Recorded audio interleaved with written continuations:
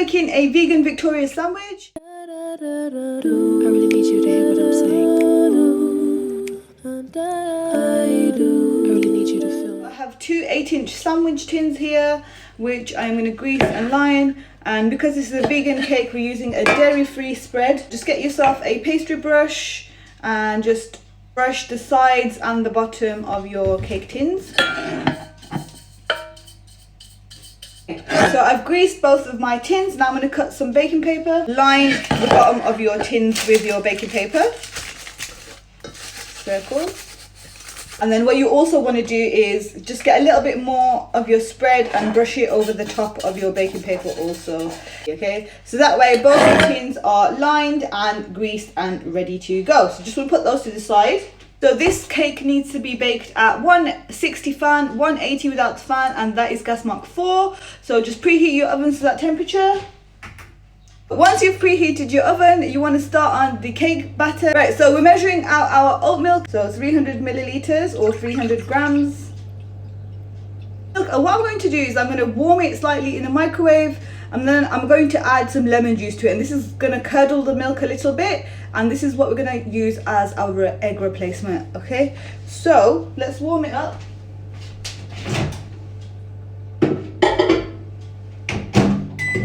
Lemon juice, about 2 tablespoons of lemon juice in your oat milk that you warmed up.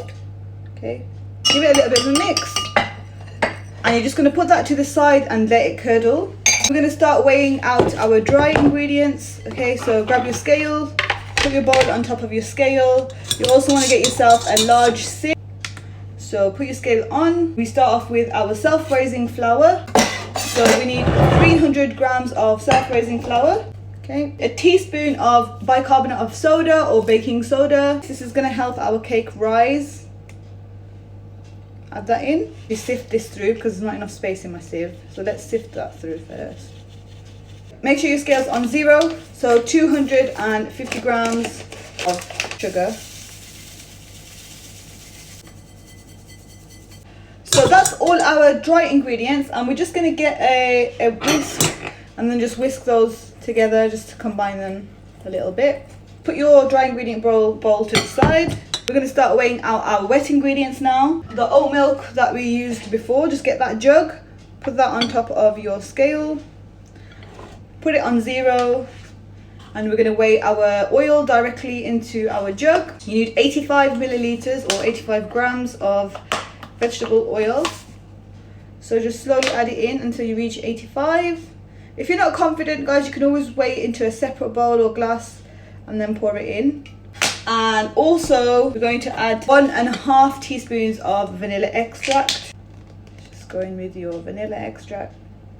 So 1/2. And you're just going to give those a mix too.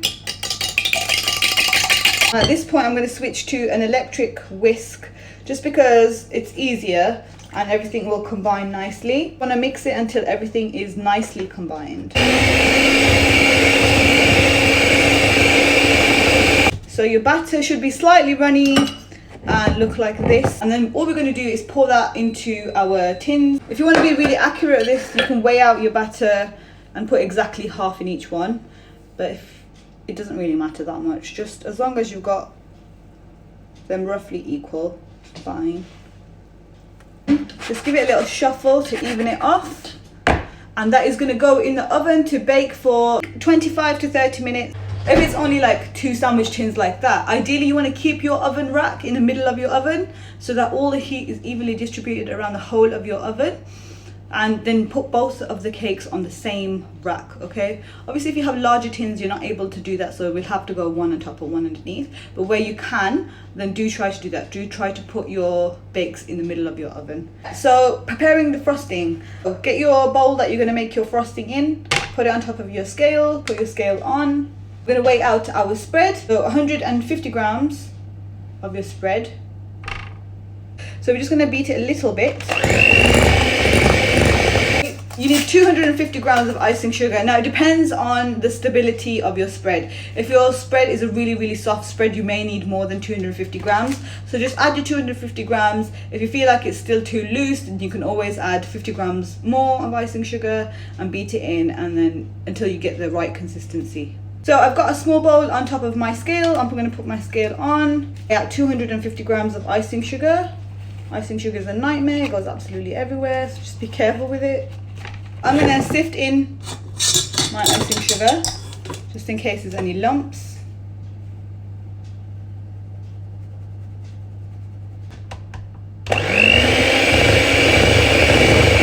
Okay, so I can see that this needs a little bit more icing sugar. So as you can see, if you do end up with a runny buttercream, then you need to add some more icing sugar in. So I'm going to add 50 grams more, right, and add in that icing sugar.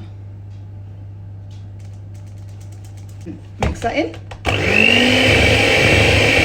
Okay, so your icing should look like that, basically like a spreadable consistency. If it's still too loose, again, you can add a little bit more icing sugar. So what I'm going to do is I'm going to put that in the fridge at this point and then leave it in the fridge until it's ready to use. So both my cakes are baked and out of the oven. So I'm just going to let them cool in the tin for a few minutes, and then I am going to turn them over onto a cooling rack and let them cool completely. Okay guys, so here it is. We're going to assemble our vegan Victoria sponge. The cakes are completely cooled now. This is the platter that I'm going to be assembling my cake onto. I'm just going to get a little bit of the vegan buttercream and put it on my plate. And I just place my cake upside down. Okay, that way the flat side is at the top. Just give it a bit of a push down. I like my Victoria sponges to look quite rustic because I just feel like they are like a very traditional rustic recipe, and I just love making them look rustic.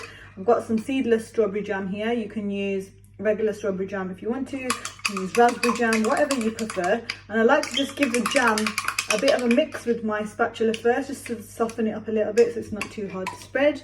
And then you want to put roughly 2 to 3 tablespoons of jam onto your sponge, and then literally just spread that out in an even layer on your sponge.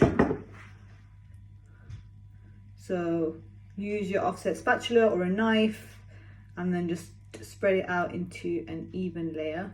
Right, so then you just add your buttercream onto your base. Just be generous because you don't want to pull the jam off the base. Okay, you just spread it around.